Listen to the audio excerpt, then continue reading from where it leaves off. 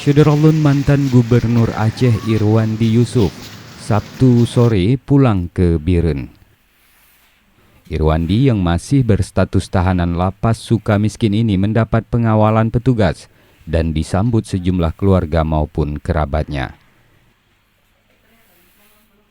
Irwandi tiba di Rumah Sakit Biren Medical Center menjenguk ibunya Nafsiah yang tengah menjalani perawatan sejak 2 hari lalu.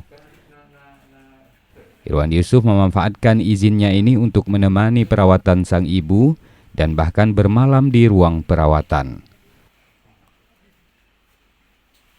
Sementara itu, syederolun bagi keluarga, kerabat dan simpatisan, kepulangan Irwandi menjadi kesempatan untuk bisa melihatnya secara langsung. Hal ini terlihat dari banyaknya warga yang datang ke rumah sakit itu sejak sebelum Irwandi tiba hingga Minggu siang tadi.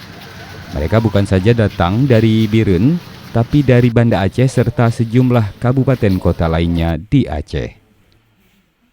Dari Biren, Yusmandin Idris, Serambi On TV.